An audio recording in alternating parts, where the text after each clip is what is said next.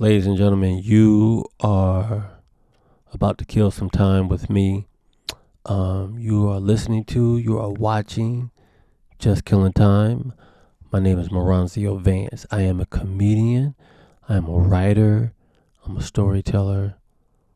I'm a photographer. I'm an artist. I do a lot of different things because I want to. It's Halloween, and in the tradition of Halloween, I'm going to tell a scary story on my podcast that I have been consistent with, that I have been trying to come up with different ways to present this because I just can't sit with a microphone in a living room or in a chair and just talk to people about, so what do you have going on? I don't care. Holy shit, I don't care. But I'm trying to do something different. This podcast has become an experiment. This has become an expression of art. It has become a show. And the show is me, this black man in America, in this world, the time I have spent on this planet, the experiences that I have had, and this is my perspective based upon what I learned, what I saw, what I experienced, how I felt, what the impact was on me. Did I impact anybody? Like a live journal of me talking about what I have seen in life, how it shaped me, molded me, created me. And this is a way that I choose to, I guess, express it. Everybody has a podcast. Everybody has a podcast. Everybody has a comedy special. Everybody has everything if everybody has a phone.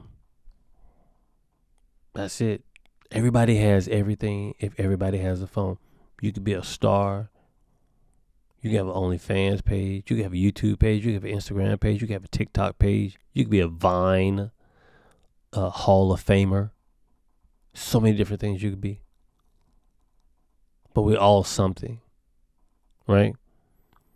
So this week I am going to tell you a scary story on my podcast because of Halloween. The scariest story I'm going to tell you about is the time I found Wendy Williams under my bed. Holy shit, that didn't happen. But imagine if it did. Imagine if I got up to go use the bathroom and Wendy Williams grabs my leg and is like, "Woo, how you doing?" Like, what? Oh my God. That's scary. That's like finding O.J. Simpson and Khloe Kardashian in the backseat of your car talking about it's father-daughter day and we're going to do something incredible together. And it's kill you, right? No, I'm going to tell you a scary story about anxiety. For those who know me, for those who have listened to the podcast before, I've alluded to it. I've talked about it. The podcast is about time because I'm obsessed with time, like Cain, the conqueror. He who remains. Like, I obsess about time. Time is a real thing for me. It gives me anxiety not knowing when my time is up. I get anxiety not knowing. I get anxiety thinking about not knowing when my time is up, or how much time do I have left, or how can I get some more time back on the clock. You know, it's not a knock, but like women get older, they want to add more time to the clock by going out and getting plastic surgery. I don't care about the appearance of looking like, I got some time back. I want to actually know how to get time back. How can I slow time down? How can I get extra time? I'm obsessed with time. And I'm also obsessed with death. I have anxiety about death. I have anxiety about my financial situation. I have anxiety about my career. I have anxiety about whether or not I'll live or die when I leave my house because of my situation. Anxiety can cause depression. And in the past, I've tried to share with people, try to be transparent with people and say, look, from time to time, I deal with some depression. It's not every day. It's a ghost. It shows up and they're like, ooh, you can't do anything except sit in that chair all day, right? That type of stuff. It haunts you. You never know when it's going to pop up. You know it's there. You just don't know when it's going to pop up. And I told my son's mother, I was like, I have depression. And because depression doesn't come with a wheelchair or crutches or a cast on your arm, people will say you're not depressed. That's one way to upset somebody that deals with depression, by telling them that there's nothing noticeable about you, so you're not depressed. Be careful how you diagnose people. Number 2 is telling somebody that the reason they're depressed is because they don't have a good relationship with God. Like, you bring God into it. And that was what my son's mother told me. She told me I was depressed because I don't have a good relationship with God. I don't need to go to church more. I need to go to church more. Or you don't go to church. Or you need to pray. And I did. I prayed that God made my situation better, and he took her away. I still have the anxiety, but he took her away. But I also had depression from trying to share my anxiety and my depression with somebody and they not believing me. That was depressing.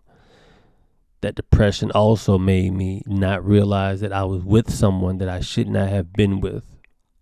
But because I was lonely and desperate, I settled.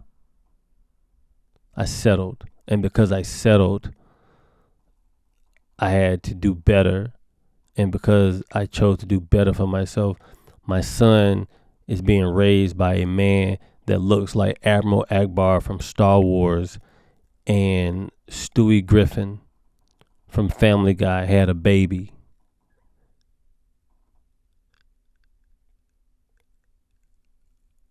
That's what I'm dealing with. And that right there within itself is scary.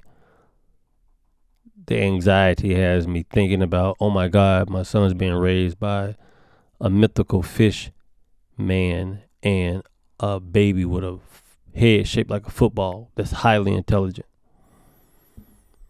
I have anxiety about putting money in my account. 2010, 2011, I think the government decided to descend upon my checking account while I was asleep one night and took all my money out, like all the money out, because I hadn't paid my taxes. But I couldn't pay my taxes because I didn't have any money because I had paid my taxes. So they was like, we need some money from this dude. So they went into my bank account in the middle of the night and took the money back, didn't give it back to me. And now I have anxiety. So when I wake up every morning, I check my bank statement to make sure that I have nothing, because when I had money in there, I already had nothing, and they took that and I had less than nothing. So I worry about waking up having less than nothing. Death anxiety is a thing for me. I had a comedian friend on a couple of years ago, and we talked about death anxiety. The anxiety of being a black man in this country, leaving the house, and the possibility of me not returning home gives me anxiety. I dated a woman who was not black, but loved black men. Don't necessarily love the culture, maybe love the culture, but none of the bad stuff that comes along with the culture. It's like, oh, I want everything, but take those onions off. The onions is a part of the culture. And when we were dating, I was trying to explain to her about my anxiety of, I am afraid to be outside sometimes because of all the killings of black men and black women in this country on Obama's watch. And she was like, I don't want to hear about stuff like that. That's not where I am. My energy's in a different place. And it's like, this is not about energy. It's not like I'm allowing this. I'm not like welcoming this to me, like, oh, let me get shot. Like, I'm not welcoming it. But also, she didn't want to deal with that part of being with a black man. She wanted all the good stuff, the perks, but didn't want to deal with she didn't read the whole box. She only read, oh, if you open up this black guy, blow it up, this is what you'll get. But all the other stuff, she was like, oh, I don't like that, right? So the anxiety of driving, going someplace, the possibility of not coming back home, the anxiety of being with somebody that may not sympathize or understand why you may be afraid to go outside because you're a black man and you feel like they're hunting you.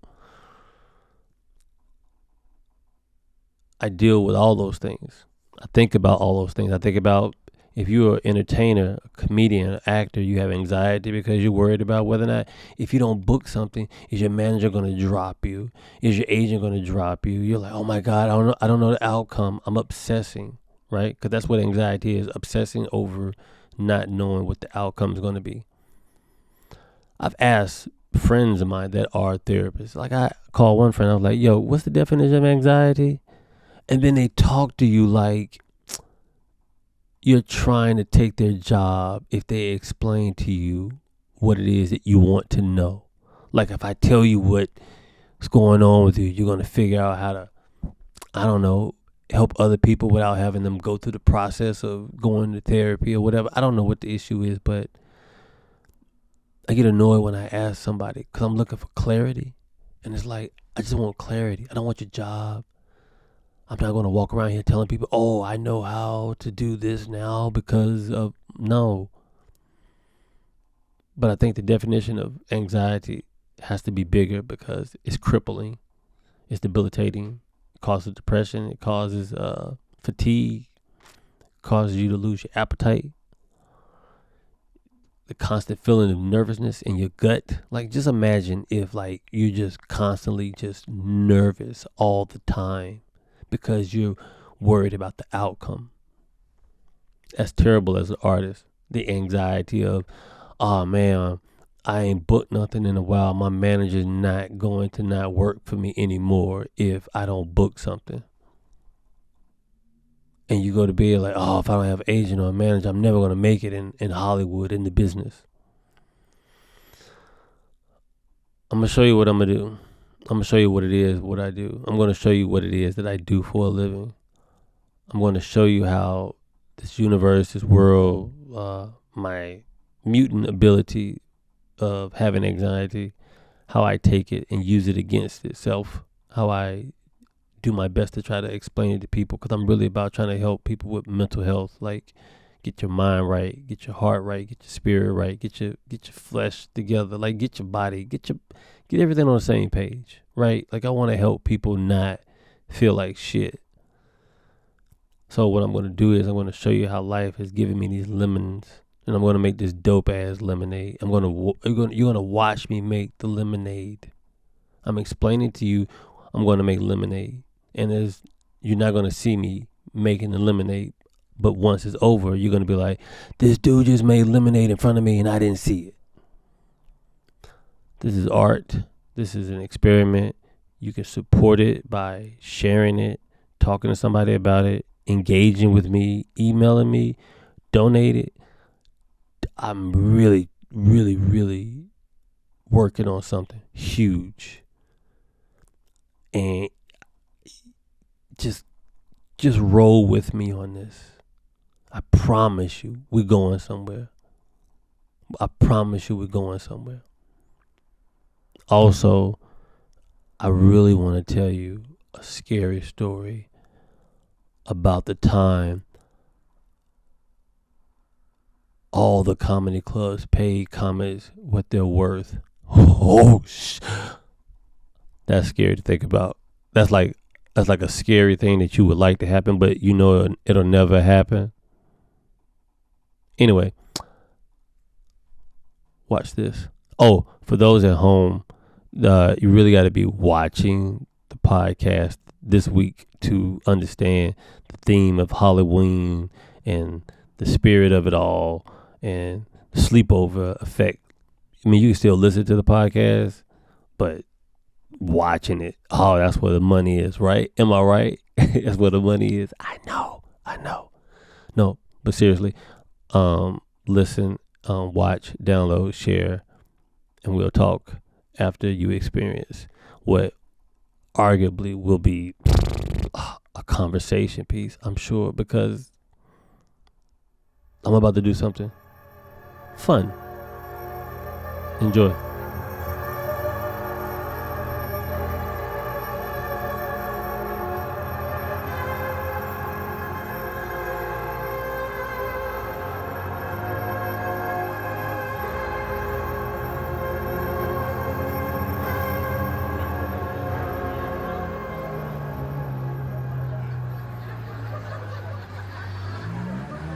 I'm going to tell you a scary story because it's Halloween. Story is about how I have been doing a podcast inconsistently for the past 12 years. The reason it's inconsistent is because I don't do it consistently. And the reason that I don't do it consistently is because I don't do it for the reasons that people tell me I should do it for, which is to create content to feed the algorithm so I can gain followers, so people will come see me do what I really want to do, which is sit on a stool and tell you about how much I don't want to do this fucking podcast.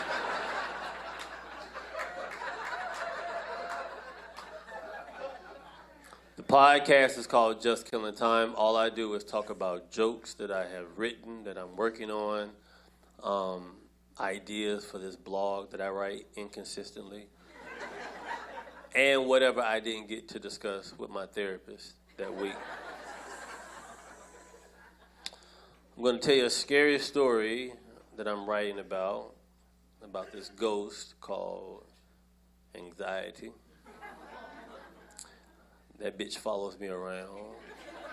I've been dealing with anxiety for years. I don't know if you know what anxiety is, but it's like the worry of not knowing what the outcome is going to be. Like you can't control the future, so it's stressful for me.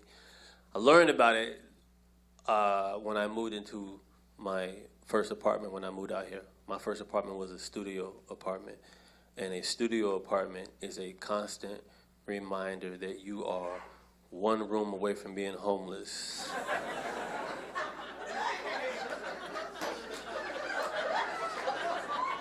That's a fucking treehouse without a tree. Most unhealthy environment. A studio apartment is like the appetizer for real estate. It's a little bit of everything. It's not a lot. It's just a little kitchen, a little room, a little bathroom. And if you can handle that, then you'll get a bigger meal, which is a one-bedroom apartment. Fire hazard, this studio apartment was, because it didn't have a back door. Meaning that if we had a zombie apocalypse and zombies tried to come and kill me, if they came to the front door, I would have to hope and pray that if I opened the door or they bust in, that they would chase me around the inside of the apartment and not block the door, so I can go for my freedom. Anxiety causes depression. My son's mother didn't believe me. She was like, "You have depression because you don't pray." And I was like, "Yes, I do." And I pray, and I don't have her in my life anymore.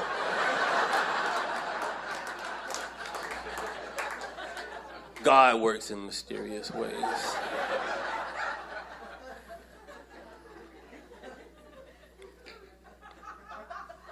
Anxiety had me where I couldn't drink. Like, I wanted to drink, but I couldn't drink. Like, I didn't get drunk for my first time until I was 27.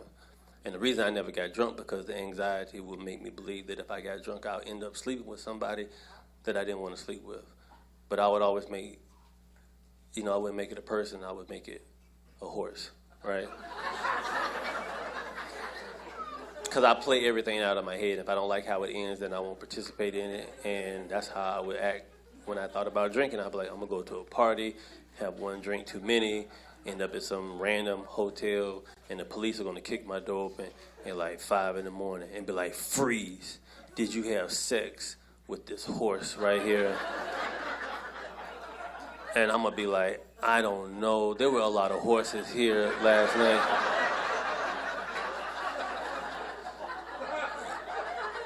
"How did y'all find me?"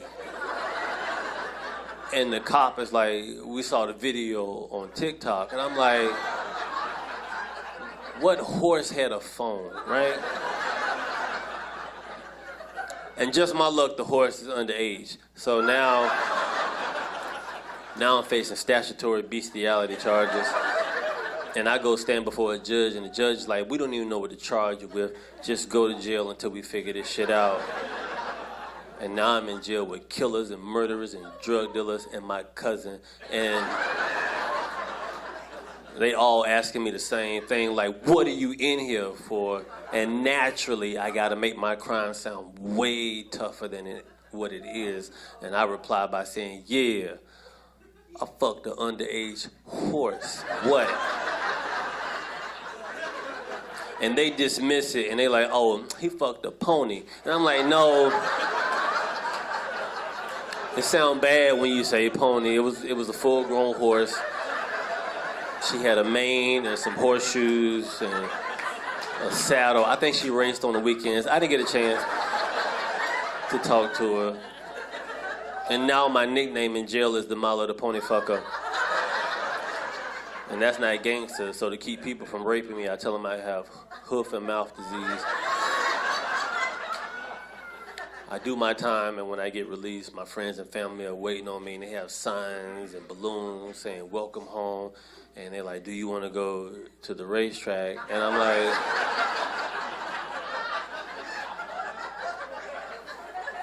no, I don't want to go to a racetrack. A part of my probation is I have to be within 100 feet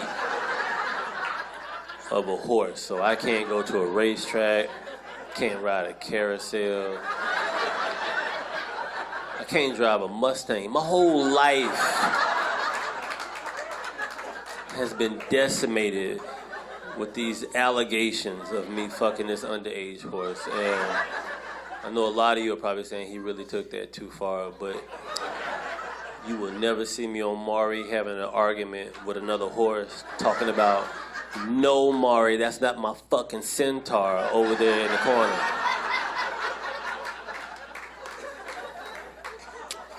So that's why I never drink.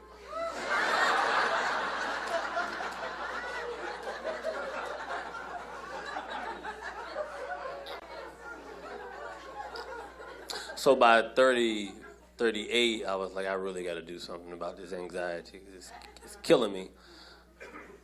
Talked to some doctors, and I didn't like what they were talking about. I was like, I can't take that many pills every day. That's crazy. And then one of my friends was like, you know, weed edibles will help with anxiety.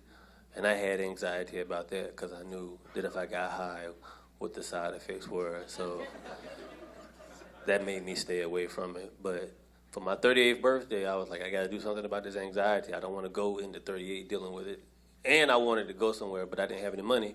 So I tried edibles, and it did what it was supposed to do. I didn't think about anything except the people in the room trying to kill me. And that was the anxiety talking about, yo, they trying to kill you. And I was like, I always thought that's what they were trying to do. So nobody could come near me. I was like, get the fuck away from me, get away from me. And then when I came down off the high, all my friends were like, oh my God, you thought we were trying to kill you. And I was like, that's interesting. But they wasn't, it was the paranoia kicking in. So I had to write a note to myself for the next time that I got high. And I wrote a note saying, no one's trying to kill you. You're just high. And I got high again, and then I found the note, and I was like, this is a setup. Who the fuck wrote this? Who knew I was gonna get high? Who is leaving these clues? So I had to write another note to myself saying, no, you wrote this note to yourself. My apartment looked like Memento when I was fucking done. Fucking serial killer in training. So that's what I'm gonna write about. That is what I do with fear. That is what I do with anything that bothers me. That's what I do with anything that makes me uncomfortable. That's what I do with anything that makes me feel bad about myself. That's what I do with anything that I don't understand. I turn it into a joke. I turn it into something to laugh at. I turn it into something that we can have a conversation about. I turn it into something that makes it easy to discuss, makes it easy to digest, makes it easy to get an idea of what it is to, let's say, struggle with anxiety. I have anxiety about the fact that I shot a comedy special with somebody, and the comedy special has me giving a very candid, honest, open assessment of my life, what I've been through with my therapist. And because we couldn't make money off of it or figure out how to make it into something that can make money off of it, someone's holding it hostage. I have anxiety about the state of this country. I don't know what the hell is going to happen. I have anxiety about the state of this world. I don't know what the hell is going to happen. I just know that I'm stuck on this rock with people that I can't get away from. It's depressing when you are a man and you are going through something and you have no one to talk to about what it is that you're going through. It's depressing when you are a man and you tell somebody that something is wrong with you, and then they tell you that the thing that you are telling them that is bothering you isn't what's bothering you. It's depressing when men are not allowed to express themselves, or because there's no physical indication that something's wrong, then you assumed to be lying. Someone thinks, oh, he must be lying. I don't see him crying. I don't see him in a fetal position curled up in a corner someplace. And even then, someone still may not believe you. It's depressing and sad to be in a relationship with someone and tell them, hey, I'm struggling with anxiety. I'm struggling with depression. I'm struggling with not feeling worthy. I'm struggling with not feeling like I matter. I'm struggling with trying to find the value in myself.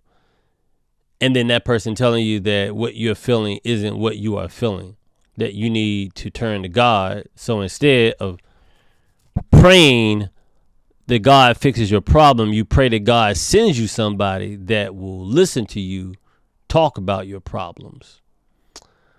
It's depressing to know that someone can be in a relationship with you and not give a fuck about the things that scare you, that concern you, that you are terrified about, because they don't think it has nothing to do with their culture. It has nothing to do with their race. It has nothing to do with them, but they want you to be present for them. Selfish bitch. I really, really, really have dealt with a lot of situations where I pretended to be okay just to get to the next day. Been in a lot of situations where I pretended that nothing was bothering me, or the thing that the person, or the thing that I shared with someone, I made them believe that I bought into what they were trying to tell me. And it's not to help me get to the next stop or to get me help. It's so they can be okay. You got to be with somebody that wants you to be okay for yourself, not be okay for them. A lot of people say, oh, I want you to be okay, but they don't really want you to be okay because they want you to be okay. They want you to be okay because they're dependent on you to be okay because they need you to be okay. Right? It's for them, not for you. I chose to do this on Halloween. One, because the timing of it. It happened for a reason. Victor Timely. I'm sharing this because I get a lot of messages from men that talk about not feeling worthy, not feeling understood, not feeling heard. A lot of men feel like, what's the point in trying to do anything when I'm not allowed to be around my children, when I'm not allowed to date, when I'm not allowed to travel, when I'm not allowed to exist without producing something. I got to have something in order to have life. A lot of men have that conversation. I get a lot of messages from men, and I welcome every message I get. I'm willing to have conversations with men about it. I'm willing to have conversations with women about it. But I definitely get a lot of messages from men telling me, yo, I'm not allowed to see my son, or I'm not allowed to see my daughter, I'm not allowed to see my kids because I don't make enough money and I'm behind on child support, or I live with my mom right now, or I'm living on a friend's couch, and because of those things, I can't see my children because I don't bring anything to the table other than just loving my children. We can say what we want to say. We really believe that we want to live in this world where love is enough, but we know that's not true. We know that's not true. I have to deal with the fact that my anxiety made me make a poor decision in selecting someone to be with, and now I have to sleep or take sleep aid to concentrate so I can focus on sleeping, so I can get my shit together, rescue my son from being raised by Admiral Akbar. It's scary out there. It's scary when you don't have time to take care of yourself. It's scary when no one gives you time to take care of yourself. It's scary when people don't think there's anything wrong with you, but you know it's something wrong with you. But if enough people say there's nothing wrong with you, then you start to believe that there's something wrong with you other than the thing that's bothering you. Like I said before at the beginning, I don't know what I'm doing. I just know what I'm doing. I'm working towards a bigger picture. I really want to travel abroad. I really want to go to London. I really want to visit Grand Rapids, Michigan. I really want to visit Seattle. I haven't been to Seattle in a while. I want to travel. I'm just sharing that because that's just something that I want to do. I'm trying to lighten the load of the conversation. It's been a little heavy. But do you see what I do? I take a problem, I take an issue, I make a joke about it, I tell a story about it. People sit there for it. It's easy for me. It's really easy for me. And I'm not trying to sell anybody anything. I'm not telling you, hey, after the show, buy my t-shirt, buy my socks, buy my koozie, buy nothing. I'm not trying to create an army. I'm not trying to say, oh, this is the Moranzio Vance army. Y'all are following me, or these are my babies. Like, I'm not doing any of that. I'm not doing cult shit. I'm not. But any guy out there, any woman, anyone struggling with something, reach out to me. I'll answer. I'll reply to your email. The podcast is called Just Killing Time. I talk about jokes. I talk about things that I want to write about. I'm going to write about this also. Not only do I do jokes about it, I have more jokes about anxiety, but I'm going to write about it. It's going to be in my blog. I'm going to put it in the book. I'm going to make a thing out of it. It's what I want to do. I don't care what anybody else wants. This is what I want to do. Support if you want. Share if you want. Watch if you want. Listen if you want. Just know that this is what I'm doing. And thank you for supporting and listening. I'm trying to get out of this and I can't. Like, I just want to be like, all right, that's enough, folks. All right, good night. It's over. Happy Halloween. I'm also doing this in paying homage to Treehouse of Horrors, The Simpsons. Every year, Treehouse of Horrors, they do something crazy. Also, I'm really digging this Loki show. I'm telling you, Victor Timely, He Who Remains, what they're doing with Loki, I can ramble. I'm not going to ramble. All I'm going to say is thank you for watching. Thank you for listening. Thank you for sharing. Thank you for downloading. Happy Halloween. Check your candy before you eat it, because there's people out there that will put drugs and needles in kids' candy, because why wouldn't they? Because we live in a world where people are pieces of shit. Okay, bye.